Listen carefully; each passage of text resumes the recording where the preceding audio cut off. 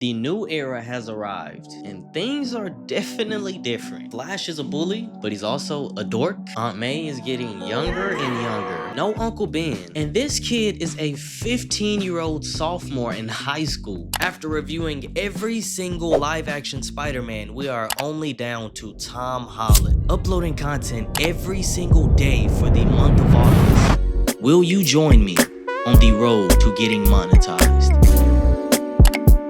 In the first 15 minutes of the film, I wasn't that high on it. It was giving off a little corny, a little boring, but I do get more of a feeling that this is definitely a kid. In Andrew and Toby's films, they are at the end of high school, getting ready to go to college. He has to bear the responsibility of learning what it means to be Spider-Man without an Uncle Ben, with an Aunt May that's way younger, less wisdom. The only guidance that he is truly getting is a very distant and always busy Tony Stark. So off the bat, it feels like Tom's journey should be more difficult, morally speaking. Like, bro is literally just a kid from Queens. Because how the hell is this man afraid of heights? You're Spider-Man. I really didn't have any crazy notes when watching this one, because this genuinely just felt like an MCU movie. It just felt like an average MCU film. Everybody was doing this nonchalant vibe acting. It is a plot twist of hell. The antagonist being the dad of the girl he asked to homecoming.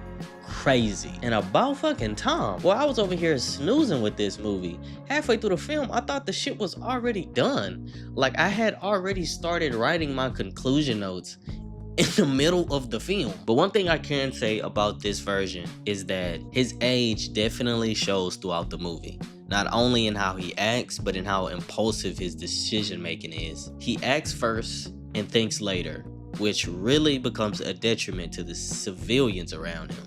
Even though he has good intentions, he causes a lot of damage. And throughout the film, I do like that he slowly starts to realize that, hey, I am just a kid and I am not completely ready.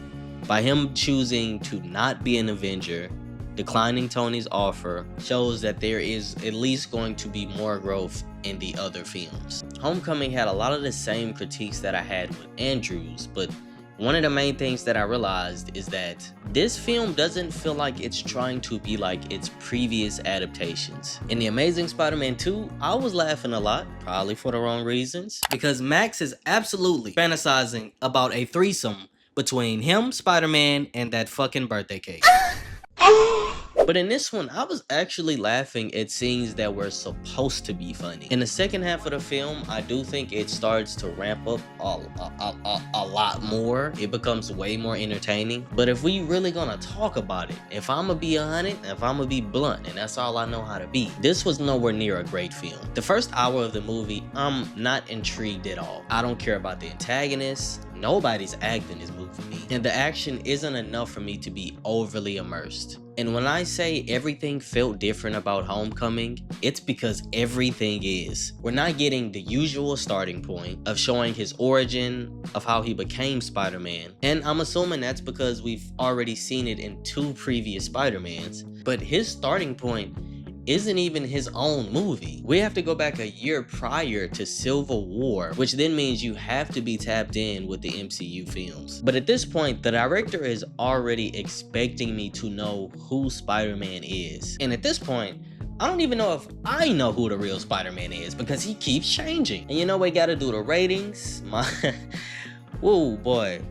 This rating was a 4.8 out of 10, and the highest I could possibly go is a 5. They're relying on most of the setup being from other movies in the MCU. There is no introduction or backstory. I mean, it isn't crazy visuals. Like, there was nothing that stood out to me about this film. But I do think it builds a lot of room to start from a completely new foundation. They started off Far From Home with a little Whitney Houston. Okay. So Far From Home takes place after the events of Endgame, the infamous snap that wiped away half of Earth for 5 years. And Peter's mentor, his guidance, his dada, he's gone. Tony Stark is dead. This nigga dead, y'all. And with the world expecting him to fill such big shoes, he has to be able to navigate relationships, being Peter Parker, and the toll of Spider-Man while dealing with grief.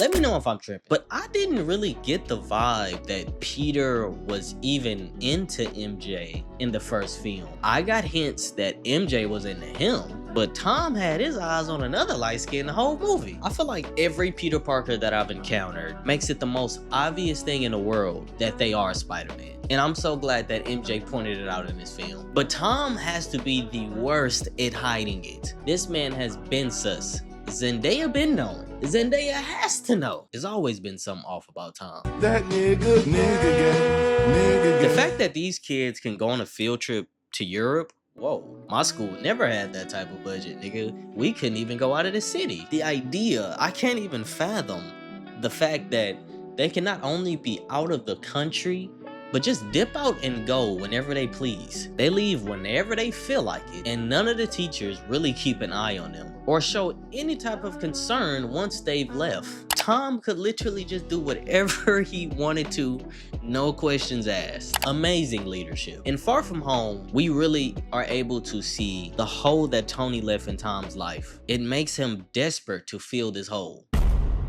I don't even know how else I could reword it. I don't know. He is desperate for a role model. There we go. Because he is not only questioning his own ability, but he is questioning if he can even be more than just the neighborhood Spider-Man. But this to me makes complete sense, because with him not only being younger, he didn't have an Uncle Ben like the other Spider-Mans. Tony Stark dying at a pretty early stage in his young Spider-Man career, when he chose to give up the Edith glasses, a powerful technology that gives a person access to Tony Stark's entire global industries, to me was the clear sign that this man has not had the guidance that he needs for the amount of power that he has. I can be very critical towards villains in movies, because I think they are very important. They are second to the main character in a list of people that the audience has to understand. I do like Mysterio as a character. I think his illusion tricks give the movie a lot of cool visuals, but I am just a teensy-weensy bit of confused by his true motives. So he is a ex-worker of Tony Stark, and he feels betrayed, disrespected for being fired when he felt like he was more of an asset than Tony was seeing. So he comes up with this genius big brain plan to manipulate Peter into giving him the Edith glasses, which would then ultimately make him the protector of Earth. What the fuck does that even mean? What does that mean? Like, you was really acting like you wanted to become a part of the Avengers for a second. You don't have any real power, sir. Any Avenger level threat would annihilate this man. Like, I don't understand if he's trying to become the next Tony Stark, if he wants power, wealth, fame, or just all the above. I don't understand why his team of evil misfits are all like, fuck Tony Stark, fuck Tony Stark, but are still okay with following this manipulative, egotistical Looney Tune. The fact that a Spider-Man antagonist died to some street shit that regular niggas have to deal with, niggas on the block gotta worry about dying to a gunshot wound. That's just some regular human shit. Mysterio could have just been born as a black man in America and could have died to the same thing. It was fire as hell when Peter taps into like his inner senses. Come on, Peter Tingle. Closes his eyes to all of the deception, the chatter around who he's supposed to be, and finally identify who he is without the illusions of other people's expectations. This little kid is growing right in front of our eyes. So as you know, Homecoming, it did get a pretty low rating for me, but I enjoyed watching Far From Home a lot better. I don't think we get too deep with the meaning of the movie, but I think we get way more improvement than the first one. Like, I at least left this film with some type of message. Even though it was surface level, at least it was on the fucking surface. I was entertained, and so far these Tom Holland movies, they got me giggling a little bit. Laugh and giggle. You can make that booty shake and jiggle. What? So my rating for this one is going to be a 6 to a 6.5 out of 10. I don't think there was anything peak about this movie, but I think they do enough of the small things. But the main villain, his motives, his execution as to why he's doing the things that he's doing, I was personally not the biggest fan of. But moving forward, there's no way I can hold in my excitement for this next movie, man. This is actually the only movie that I remember watching in the theater. So I am excited to rewatch this. So I'll see you in the next review. We have reached the finale with one of the most talked about Spider-Mans. Following the last event of Far From Home, Mysterio has done some hoe-ass shit and exposed who Spider-Man is to the world, sending him in complete and utterly chaos. And I really hope you like that intro, because about halfway into the movie, more than half of my notes are talking about one thing and one person. So I'm gonna just try to get these other bullshit notes off, because I really want to get this rant off about this one specific character. Let's speed run through the side notes. I am a little confused on how Doctor Strange is a powerful sorcerer, but is also so baffled that a 16-year-old can come and mess up his entire spell and go this bad. I'm also confused on how a spell of forgetting made no one forget and spawned people from other universes who not forgot Peter but remembered him. Ned lost some weight. Andrew is the best acting out of the three. A lot of trauma bonding with redemption and blah blah blah blah blah. Okay, and when I say over half of my notes, I'm not even joking. It's just exposing Aunt May in No Way Home. One of the greatest things to piss me off so far in this movie is when Aunt May, one of the most useless characters in the movie, decides to have all of a sudden this fucking moral high ground that instead of just sending the villains back, he should try to help them. Yes, the woman all of a sudden now wants to be a source of wisdom in Peter's life. You wanna be so helpful? How about you put on that motherfucking suit? How about you go out there and help these motherfuckers? Nigga, even Ned and MJ was doing more than your ass. Like, I'm not even mad at Aunt May as a character. I just genuinely hate that she put this nonsense in Peter's brain. Sit in the corner, bro. Why you at the top of the key trying to twing? And then, once we get to the point when it's time for Peter to actually fix these monsters, he has to do all of the work because she isn't smart enough to even come up with a solution other than just giving these niggas water when they're thirsty. And on top of that, she's not powerful enough to stop anybody if everything does go wrong. I ain't had no problem with Aunt May this entire time. And the only thing that I've ever heard mention about her in these movies is how fine everybody thinks she is. Well, hey, newsflash, buddy. I don't like milk, so I don't give a fuck about how good you look. Your looks mean nothing to me. I am lactose to your milk powers. And the one good service that she is able to do in the movie is helping Peter after Peter's useless ass couldn't 1v1 Norman. Without the glider? Without any gadgets? The guy playing Norman, I never remember his name, but his acting is timeless. He still has one of the greatest one-liners. And apparently, you know what else is timeless? Ass whoopings. Because he just put hands and feet on Spider-Man by himself. Solo dolo. And all of this happened to lead up to her giving the weakest with great power comes great responsibility. I genuinely wish they would have just kept her as a background character, because that's what she's been in all of these movies. And guess what? When she dies, I don't give a fuck. Peter got these spidey senses, but couldn't sense your auntie bleeding to death. One of the biggest things that I felt so far has been missing from these Tom Holland movies is deeper meaning. Not even just the meaning of who Spider-Man truly is and what he symbolizes, but just in general, a deeper message. And instead of establishing this in the first film, we get it gradually throughout each film. As he gets older and goes through more experiences, he begins to understand the role of what it means to be Spider-Man. And I'm starting to see the foundation start to form. But if you were to just take a guess in what you think the most emotional scene from this movie would be, you would think it would be Aunt May dying. You know, because we get the dramatic scene of him being out there in the rain crying. In slow-mo of the raindrops falling on his face. But respectfully, I think it's bullshit. I think it's bullcrap. Aunt May's greatest advice throughout all of these films was to wrap it up. That's the type of advice we've been getting from Aunt May this entire time. She hasn't been morally helping this nigga figure out anything. She just been going with the flow in the first two movies. And all of a sudden, you want me to be emotionally tied to a character that hasn't shown any bit of emotion?